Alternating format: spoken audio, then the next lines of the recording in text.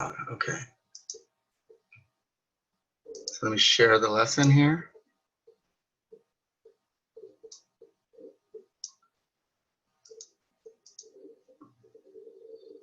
Okay, so we're still going to be focusing on graphing the exponentials. Okay, we'll look at the key characteristics for these exponential graphs. Anyone know what movie this one's from? The one where like all the news stations fight each other, right? Yes, that's right. Yeah. You guys know the actor here? You know his name? Will Ferrell. Will Ferrell, that's right. And it was Anchorman. Kind of a funny one, right? I liked it. So the what, we're going to learn what an exponential function is and how to graph it. But we already sort of seen it because we were looking at Desmos the last 2 days and we were graphing those using those T-charts. Why? To help students to understand and visualize exponential functions, and then how well students will be able to evaluate and graph y equals 2 to the x, and also identify the key characteristics of the graph. Okay, key characteristics are going to be the y-intercept, the asymptote, which I'll talk about. I did kind of cover it a little bit yesterday, and then also if the graph is increasing or decreasing. Okay, so the first thing, what is an exponential function? All right, so remember when we have an exponent, right? You have the variable as the power. That's an exponential function. Okay, so an exponential function is a nonlinear function in which the variable is in the exponent. Now, what did I say the graph looks like? Do you guys remember what I called it? Because some of you said, oh, it's you always say the line. When you talk about every graph, you say it's where the line touches this or the line does that. But what did I say an exponential function looks like? What was the word I used? Do you guys remember? Really? Nobody remembers?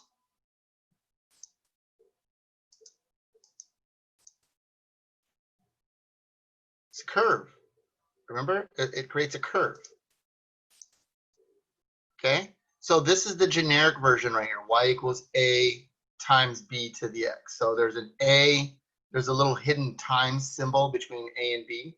It's implied. So A times B to the X. So all the ones we've looked at so far, A has either been 1 or -1. Okay, but there's something unique about A. A actually does a lot for us. It tells us a lot about the graph.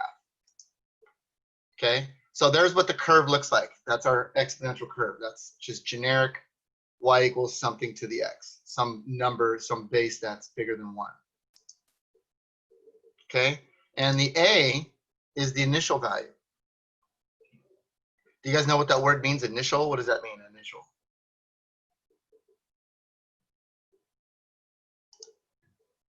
And it's not like when you take you write your initials, but what is in this case, in this context? The starting point, exactly. Good job, Daniel. That's the starting value. So that's at time 0. At time 0, you're going to get A. So A actually has a big connection with the y-intercept. And hopefully we can understand that today. And B, that's the growth rate, the growth or decay rate. That's how fast it's going to go up or how fast it's going to go down, depending upon the shape of the graph, depending upon that number, that base number, and also A affects it too because it could be reflected.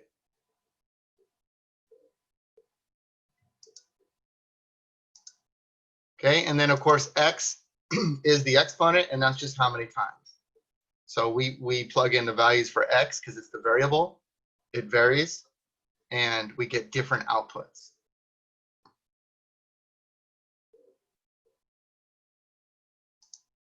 Okay, so let's graph and identify the key features of this particular exponential function. Now, we did look at this yesterday. We already saw f of x equals 2 to the x.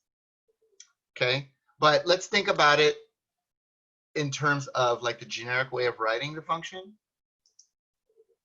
So remember I said it's f of x equals a times b to the x.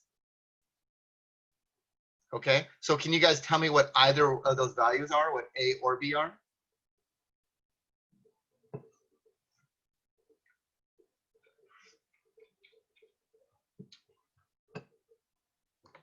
A is 2.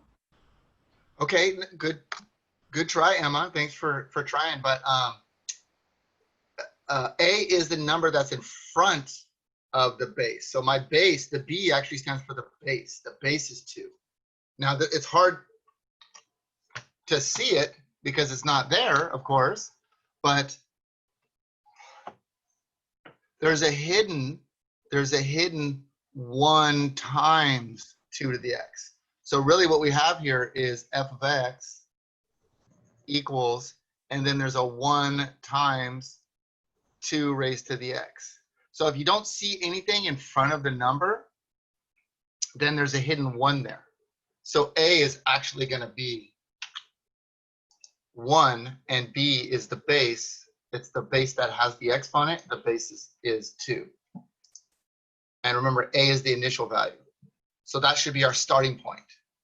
So already, just by knowing a is 1, I already know one of the points on the graph. Okay, so let's graph it. Okay, now we're going to graph it, but we're going to use the t-chart. We're going to fill in the chart. Now yesterday we did on Desmos, so we had Desmos do the chart. And we went from -3 to 3.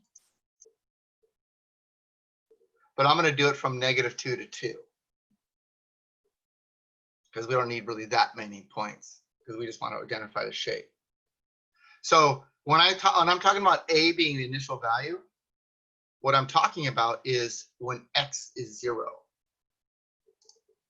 So I already know that there's a point 0, 1 because of my a value being 1. Okay, so I'm going to go ahead and plug in the values. I'm gonna use math, right? I'm going to compute all these input values, all these x values, and I'm going to use my function 2 to the x. So let's start with 0. So if I plug in 0 into my function, do you guys remember what I said about anything to the 0 power? Is 1, right? It's 1. That's right, Daniel. It's 1. So anything to the 0 power is going to be 1. So 2 to the 0 is actually 1. So we get 0, 1. And didn't I say the initial value was 1? Didn't we say that a is the initial value? Yes. Yeah. So there it is. It actually just solidified the fact that the initial value is 1. Okay. And then I'm going to plug in 1. So if we get 2 to the first, 2 to the first power is just 2.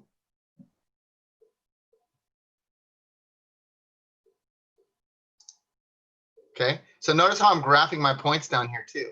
So I started with 0, 1. I put the point. 1, 2, there's 1, 2. Okay, I'm actually doing the easy numbers first. I'll get to the negatives after. Now I'm going to plug in 2.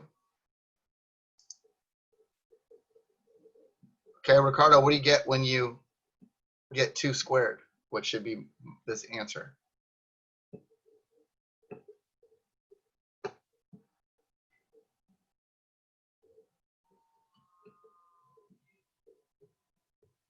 Ricardo. 4, right? Okay. Ricardo, are you there? Ricardo Diaz? Maybe he's in the bathroom. Yeah, but that's a likely excuse. It's always I was in the bathroom. You guys need to send me a chat letting me know. Okay. All right, Ricardo? All right. He's too busy playing video games. Done. All right, so yeah, so Joan and Jaden, you're right, it's 4. Okay.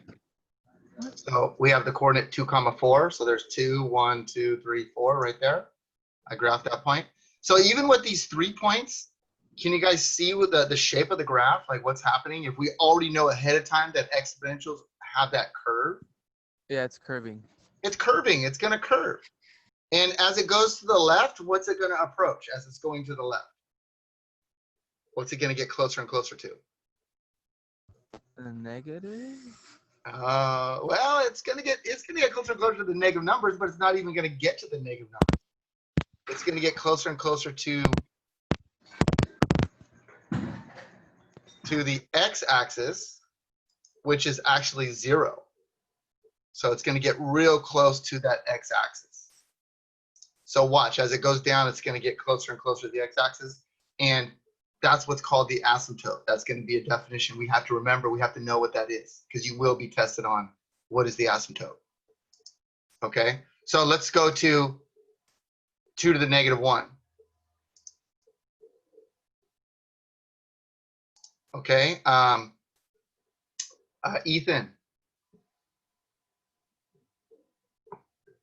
Yes. Do you remember what happens with negative exponents? No, I don't. You don't remember what came with negative exponent? Okay. Sorry. Fair enough. Christina. Sorry, yeah, what? That's okay. You get I know it takes a little time to get the unmute button, but do you remember what to do with negative exponents? When you have a negative exponent, do you remember what the rule was?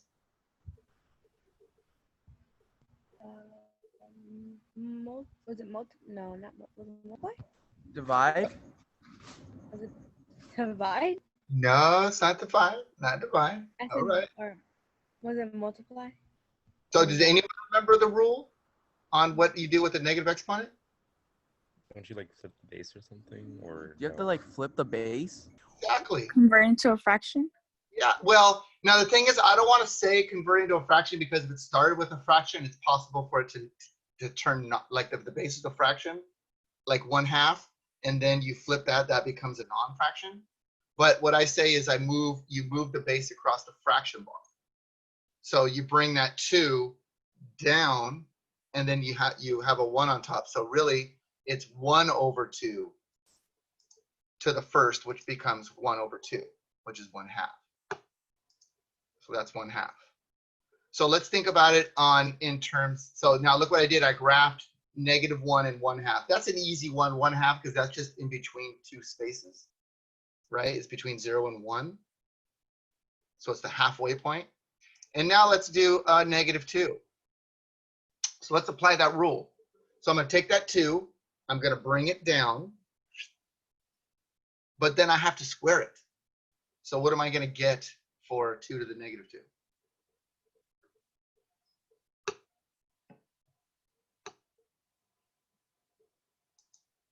Nobody knows? Really? We're all in the dark? -4? So now remember, a negative exponent doesn't turn your base to a negative number. So would it be like 2 over or what, or 1/4? 1/4. Yeah. So I want you guys to eliminate that thought of a negative exponent makes your number negative. No. Negative exponents have nothing to do with changing your value to a positive or a negative. All a negative does is just says, hey, I'm not in the right spot. So like if we're talking about this one, there's a hidden fraction bar right here that we just don't write, because there's a 1 underneath and it doesn't change anything. So what we do is we have to bring the base down.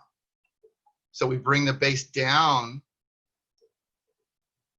right? That's on the other side of the fraction bar. And then once we do that, the exponent becomes positive. And yeah, there's a hidden 1 there. And then you square the 2 and you get 1/4. Right? Just like this one here, there was a hidden fraction bar. We brought it down. So I'm going to do a little arrow over here. And we brought the 2 underneath. Once we do that, the exponent becomes positive. There's a 1 on top, and then 2 to the first is just 2, so that's why you get 1/2. Okay? So, and then we get 1/4. So let's graph -2, 1/4. So -2 is here, and 1/4 would be half of a half, because it's a quarter. That's what a fourth is a quarter, you know? So like, 4 quarters makes $1. It's a fourth, half of a half. It's right there. And then I'm going to draw my curve. I'm going to draw the curve as best I can. I'm going to try to connect the dots here. And I know the shape of it because all exponentials have the same shape. They have that curve. So I just draw the curve as best I can. And using this software to draw it, that was hard to do. But doesn't look too bad, does it? Looks pretty good.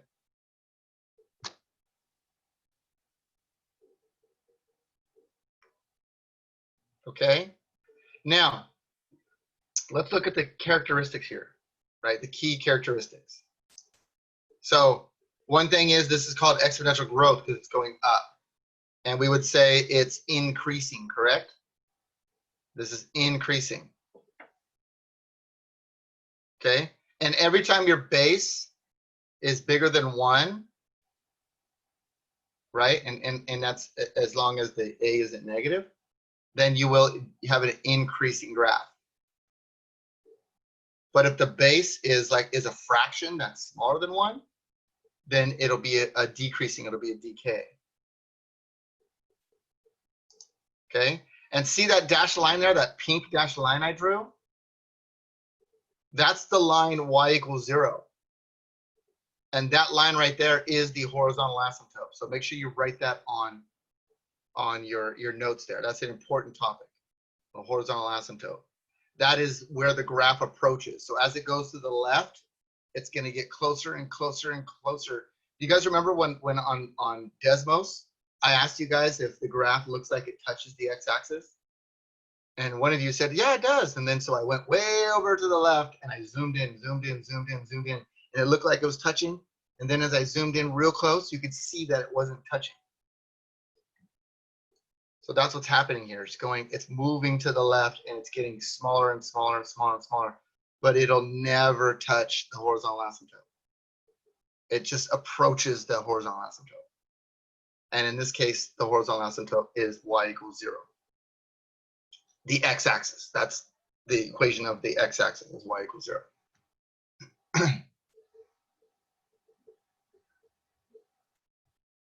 Okay, and then I also wanted to, I don't think it's on here, but I want to say that the y-intercept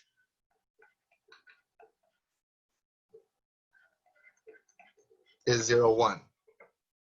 And that comes from right there, the a value. Will always be the a value.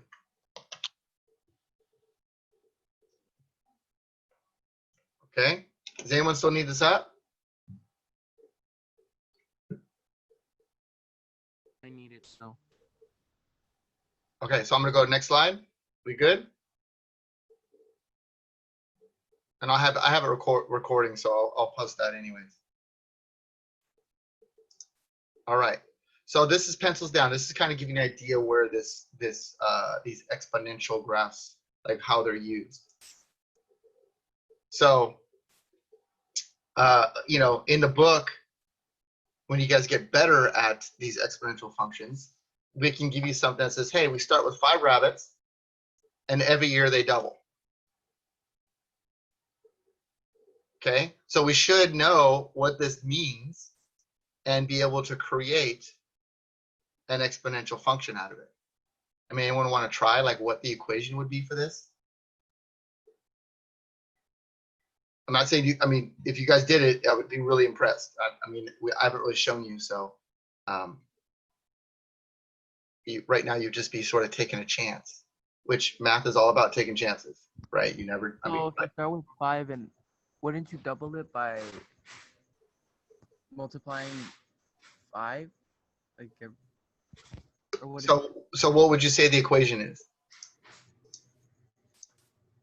Fx = 5 over 2. Ooh, you were close. You were there. F of x = 5 to the second. Ooh, you guys are both pretty close. And Jaden, yours, it would be a line that would be linear. That's a linear equation, so that wouldn't be it. I mean, I know what you're thinking there. That looks pretty good, but it's exponential. All right, those are good tries, guys. Those are really good. But Isn't 5 the initial value? totally, and that is there. That 5 will be there in front. So remember, y equals a times b to the x. That's the generic equation. So it would be f of x equals 5, the initial value, times, and if you want to double something, you make your base 2, because 2 to the first is 2, and then 2 squared is 4, 2 cubed is 8, right? 2 to the 4th power is 16. You're always multiplying by 2, so it's always doubling. Okay, and this is true. Like there are rabbit populations that are just out of control because of how fast that they multiply. So at year 0, we know that there was 5, right? And that's the equation: 5 times 2 to the 0. So that means there would be, at year 0, at the initial point, there would be 5 rabbits, right? As we said, it starts with 5 rabbits. So you're a scientist, you go to this field and you count, there's 5 rabbits. Okay, then in year 1, after the first year, there would be, this would be 2 to the first, which is 2. 2 times 5 is 10. All of a sudden there's 10 rabbits. It's doubled again. Then in year 2, using that same function, so you plug in 2 for x. So that's 2 squared, which is 4, and then 4 times 5 is 20.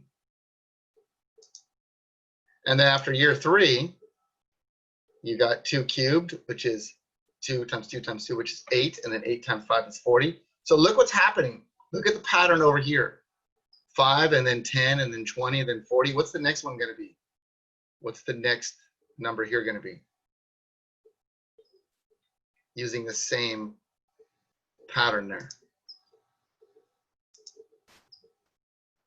No, I see where you're getting at, Jaden. But how do we get from 5 to 10? What do we do?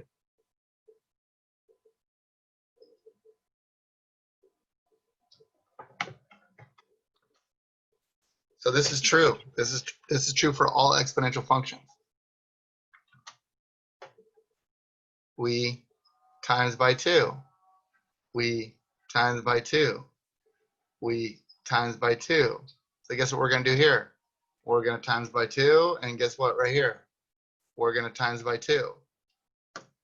So we'll end up with 2 to the 4th, which is 16. 16 times 5 is 80. Yeah, there you go, Jaden. And then 2 to the 5th, which is 32. 32 times 5 is 160. So after 5 years, it's starting to get out of control.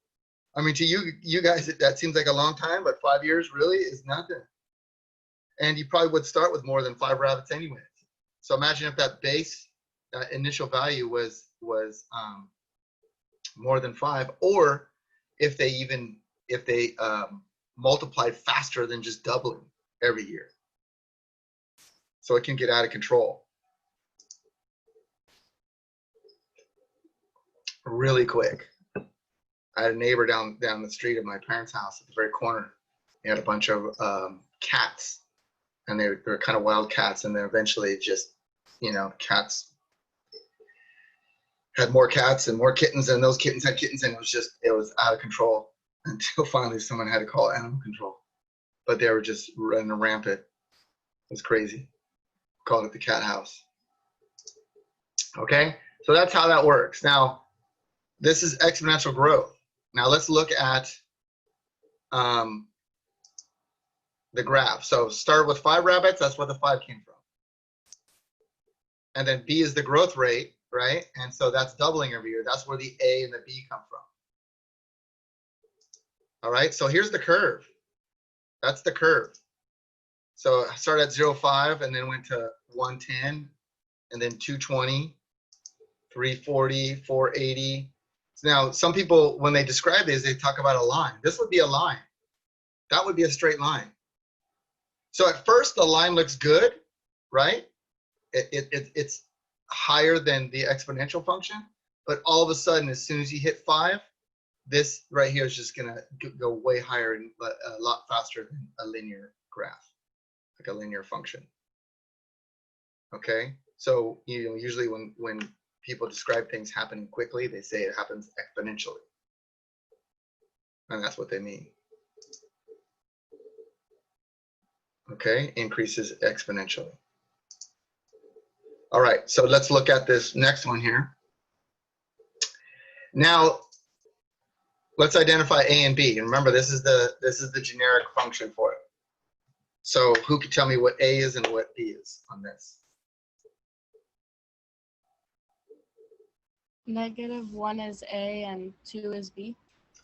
Good job. Exactly. Good job, Emma. So A is -1 and B is 2, right? So if I know what A is, what's a point that I know? Someone tell me a point that I know.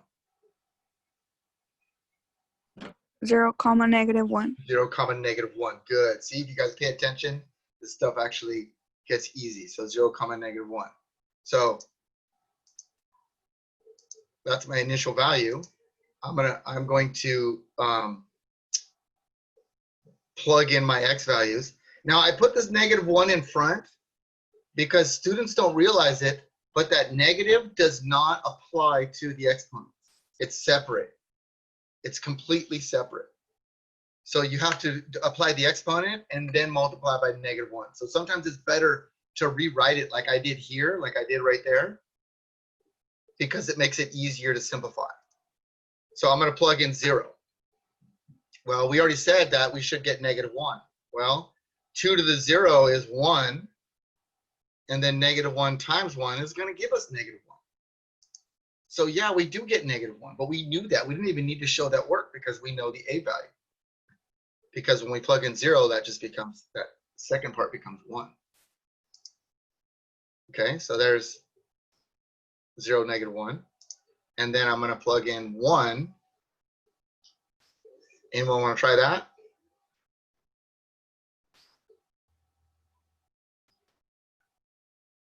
What we get here?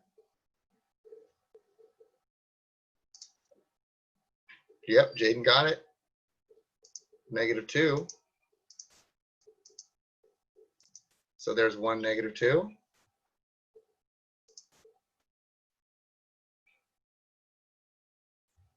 Okay, what about plugging in 2? Yep, Jaden got it. Anybody else want to try? What would you get if you square this first and then multiply by -1?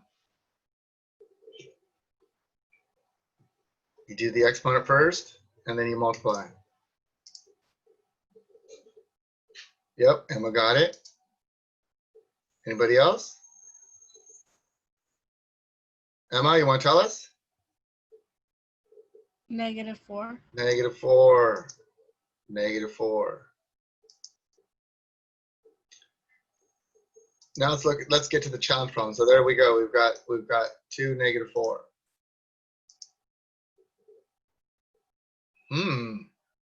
How's that one gonna work? Oh man. What did I say we do when there's a negative exponent? You're close, Jaden. You missed one thing. You guys remember what I say we do?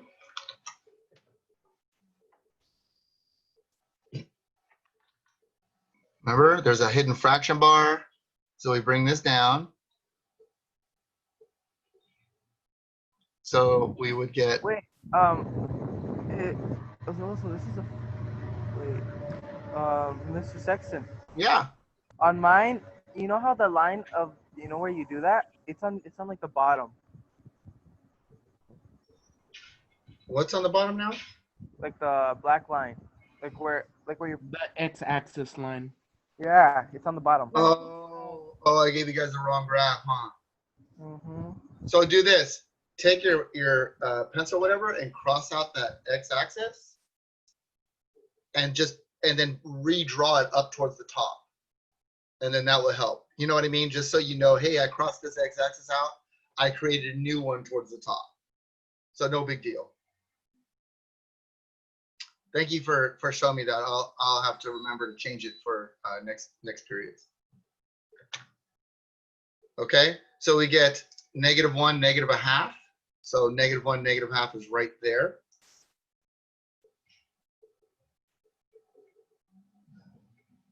Okay, so I mean, now that we see there's sort of a pattern, what do you think the next one's going to be?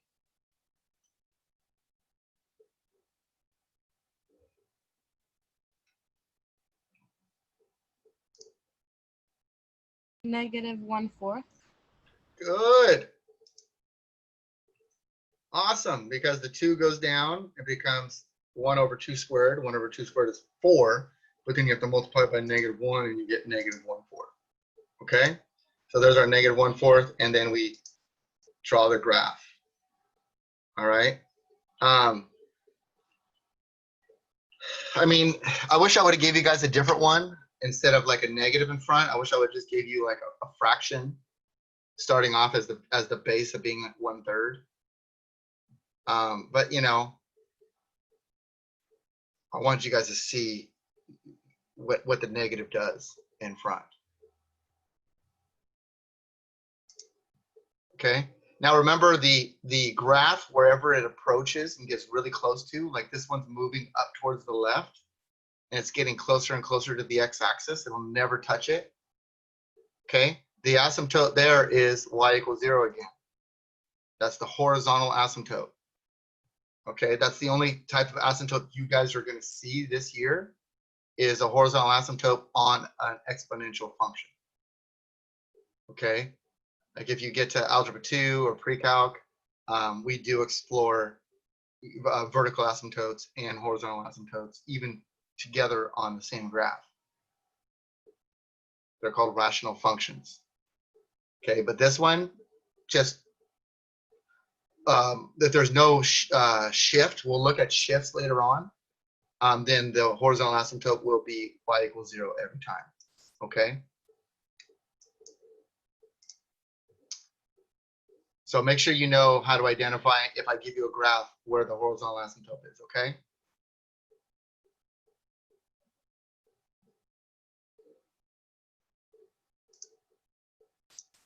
All right. So let's use Desmos to identify the key features. But let's wait to use Desmos. Let's try to answer anything we can before we use Desmos. Okay? And you guys already have the graphs there. Like you guys have the graph already shown. So this would be something where if you needed to, you can go to Desmos. Can you go back to the table Sure. graph? 'Cause I wasn't able to like write down the 2 others. Thank you. Sure. And I'll post this video too. So you guys will have it on Classroom if you need to. Not letting me do it. Okay, don't worry about it. Just relax. We'll take care of it. Don't worry about it. No big deal. I'll look at it in a second. All right. So you guys have a picture of the graphs here. But let's say we didn't, and I wanted to answer these questions. Well, A value, well, that's the number in front. That's obvious in this one. It's obvious that's 3. The B value, so what's happening here is the graph is being cut in half for each unit. So the B is 1/2. Can someone tell me what the y-intercept is?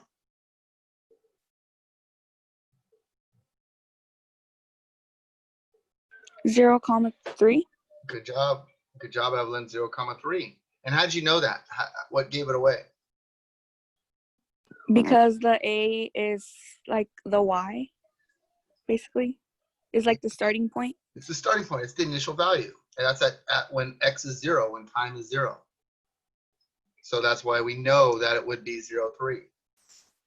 So right here, I say A is called the initial value or y-intercept. And then I say, oh, there it is, 0,3, because it comes from that A. Horizontal asymptote. Now we haven't talked about these shifts, but like if I had like a +3 or a +2 or a -4, something in the back end of this, then that would be the new horizontal asymptote. So really there's a hidden +0, or if there's nothing there, then the horizontal asymptote is going to be y = 0. I mean, just look at the graph here. So the graph is approaching the x-axis just like it has been. I mean, you guys haven't seen anything different. So it's y = 0. That's the horizontal asymptote. And then I just kind of showed you the y-intercept just to verify 1, 2, 3. And would you say this graph is increasing or decreasing? Remember, we measure Decreasing. measure from left to right. So left to right, it's going down and getting closer and closer to the x-axis. So we say that's decreasing. And what do you guys think made it so this is decreasing? Looking at the function itself, what do you think caused that?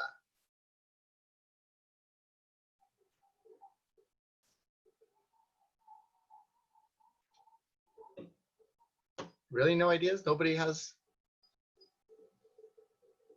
just a guess? What caused it to be decreasing instead of increasing? Increasing. Yeah, so what caused this to be a decreasing function, exponential function?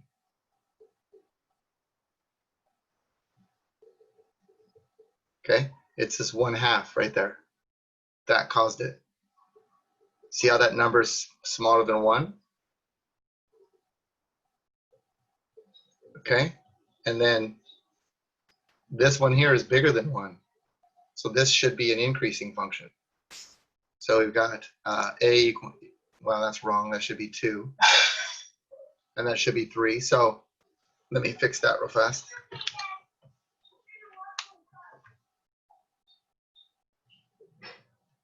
So this should be 2.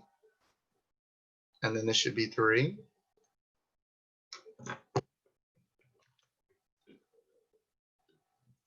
Okay. So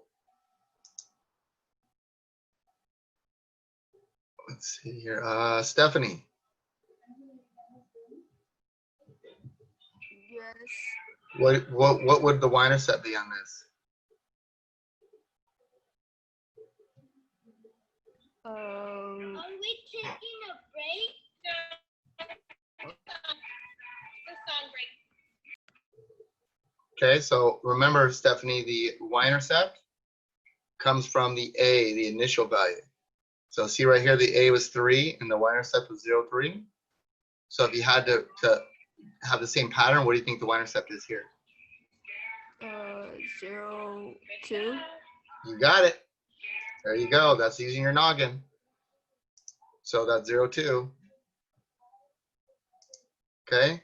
Horizontal asymptote, right? You guys remember there's no plus something at the end here. So it's just going to be the same. It's going to be y = 0. Yep. Make sure, Jaden, make sure you guys actually write the equation y = 0. Don't just put 0, because it's an equation of a line. It's this horizontal line. That's how you write the equation of that line. And would you say this is increasing or decreasing? Increasing. Increasing, that's right. And we should have known ahead of time that it was increasing because my B value is bigger than 1. So see the difference between first example and second example? See the difference? That all goes down to this base, our B, the base value there. Okay. So, I mean, technically for today, you just got to be able to, if you guys had a graph, you should be able to answer those questions. Would you guys be able to answer those questions?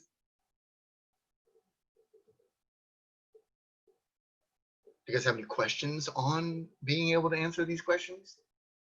Anything you guys didn't understand? All right, I thought so. Good. All right. So Here at the end, this comes from your book, right? This is your concept. This is what they'd give you, and they'd say, oh, you got to understand it now. All right. But we went through an entire like lesson for it. But an exponential function is the product, which is multiplied. There's product right there of an initial amount, which is our A value, and a constant ratio. That's what that's called. The B is called the constant ratio, raised to a power, because that's the ratio. Ratio means the multiply to get from one to the other. Okay, or what is the you could also have to divide, but exponential functions are modeled using this. Okay, A cannot be 0. And see all this extra stuff at the end that just confuses you guys more. All right, you're not going to get A being 0, and you're not going to get B not equaling 1 anyways. Okay, so your homework is to answer these questions. So you should be able to do A and B and y-intercept right away. If you know what you're talking, if you knew what I was talking about, you should be able to answer. You should be able to answer horizontal asymptote without looking at a graph. And then also you should know increasing, decreasing if you're paying attention without looking at a graph, because I did talk about that. But once you're done answering them, if you didn't use a graph, actually you should try to answer everything without using a graph, and then go to Desmos and look at the graph.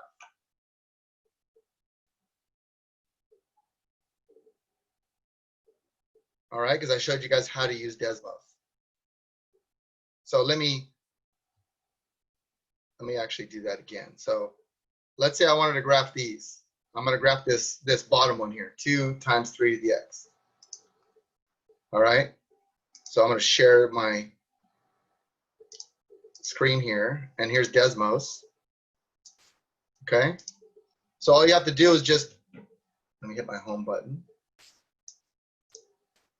So you want to graph 2 times 3 to the x, just hit 2, parentheses, 3, close parentheses, and then raise it to the x. There it is.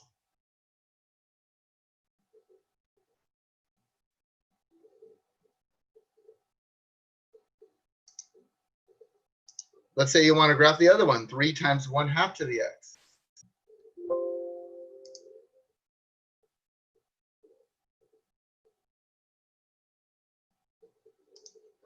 Okay, I'm going to erase this one. So I wanted 3 times 1/2. Remember, you want to do the fraction bar first. And you can actually close parenthesis and then raise it to the x. And there it is. There's that one. And that's where I got those pictures from on the lesson, is from this.